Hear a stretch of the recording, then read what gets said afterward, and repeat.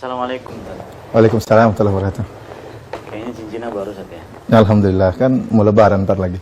Memang harus beli baru gitu semua? Ya nggak harus, tapi kan hari lebaran adalah hari bersenang-senang yang dibolehkan dalam Islam.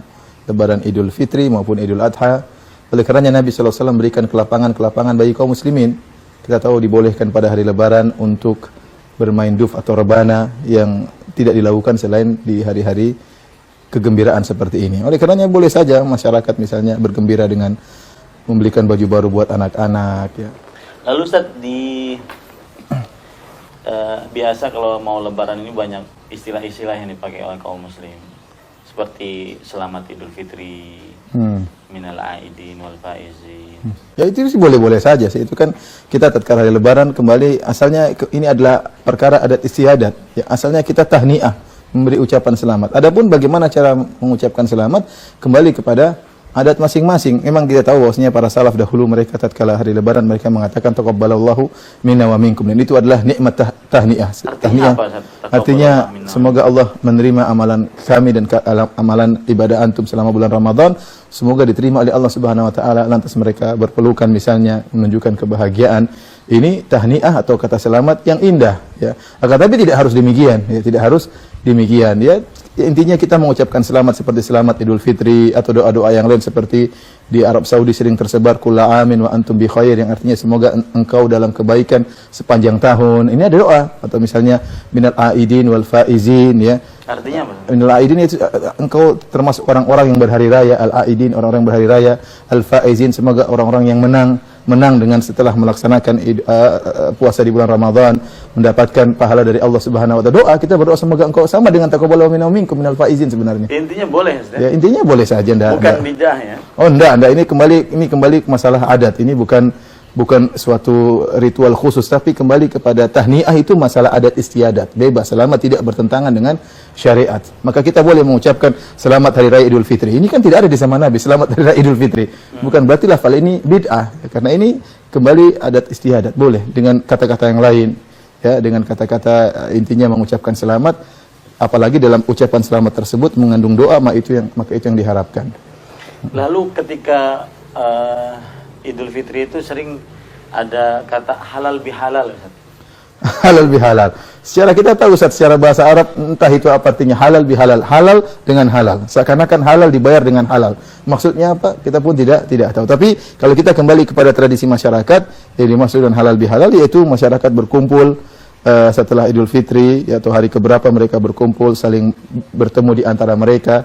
Dan saya rasa itu asalnya boleh-boleh saja, tidak mengapa kita berkumpul dengan keluarga. Cuma penamaannya yang tidak itu yang bermasalah atau kemudian mengatakan ini harus. Padahal ada istiadat orang berkumpul, satu kampung berkumpul, ini perkara yang indah.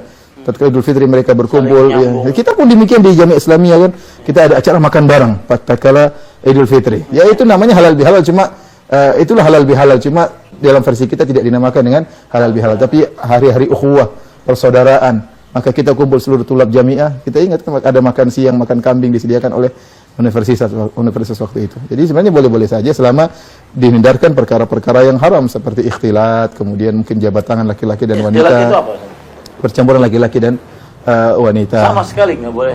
Ya kalau terbagi laki-laki sendiri, perempuan sendiri, maka tentunya itu yang terbaik. Ya.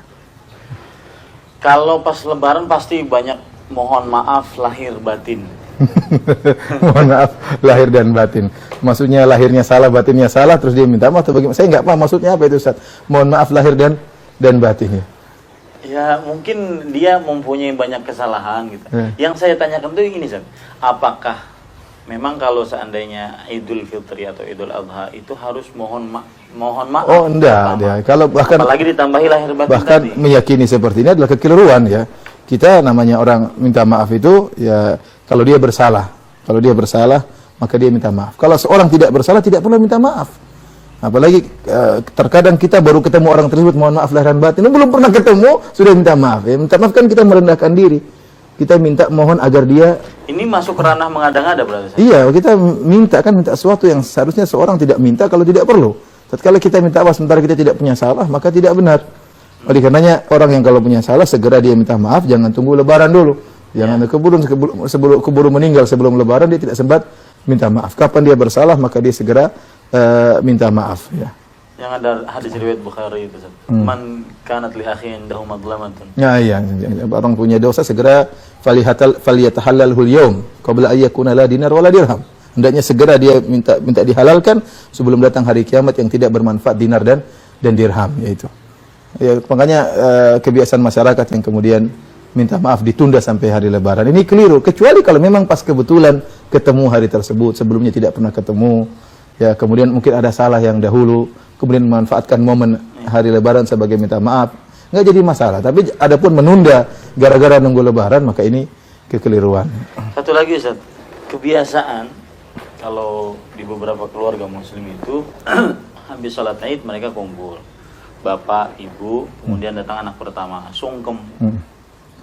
Nah, di situ mohon maaf, lahir batin. Lahir batin tadi belum Saya tidak paham maksudnya apa lahir batin, maksudnya ayah itu mungkin istilah, maksudnya seluruh kesalahan saya tolong dimaafkan. Ya, ya. Ya kalau gitu. Tapi pada dasarnya itu semestinya dianjurkan Ustaz ya, minta halal. Iya, minta dihalalkan, tapi jangan nunggu pas lebaran. Ya, jangan. Adapun misalnya tradisi masyarakat tatkala hari lebaran kumpul keluarga, kemudian sungguman, itu tradisi, nggak jadi masalah selama tidak melanggar apa namanya? Kira-kira melanggar nggak? Ya, artinya kalau sampai ruku ya, sujud, sampai sujud tidak boleh. Tapi kalau misalnya datang ke ibu, kemudian kita tunduk cium keningnya, kita cium tangannya, itu kan nggak jadi masalah. Tapi kalau sampai sujud sampai menuduh-nuduh, ini yang tidak diperbolehkan. Tapi seandainya jadi itu masuk tradisi. Iya, tradisi itu malah tradisi ya, tradisi yang dibolehkan. Asalnya tradisi kan boleh, ya. Asalnya tradisi, hari raya berkaitan dengan banyak tradisi. Fil asya al-ibahah. Asal fil asya al-ibahah. Asalnya dalam segala urusan adalah perkara yang dibolehkan. Dia bukan ibadah ritual tertentu. Kayaknya kita harus mengucapkan selamat kepada para pemirsa sekalian. Iya. Para pemirsa sekalian, yang semoga seluruh amal ibadah kita baik dalam bulan Ramadan ataupun di selainnya semoga diterima oleh Allah Subhanahu wa taala. Maka saya ucapkan taqabbalallahu minna wa minkum. Selamat Idul Fitri 1435 Hijriah. Demikian juga kepada para pemirsa sekalian saya ucapkan taqabbalallahu minna wa minkum. Semoga Allah Subhanahu wa taala menerima amalan kita tatkala di bulan Ramadan, menerima salat kita, menerima puasa kita, menerima tangisan kita, menerima rukuk kita dan sujud kita, dan semoga kita semua dicatat sebagai penghuni surga di akhirat kelak. Allahumma amin. Assalamualaikum warahmatullahi wabarakatuh.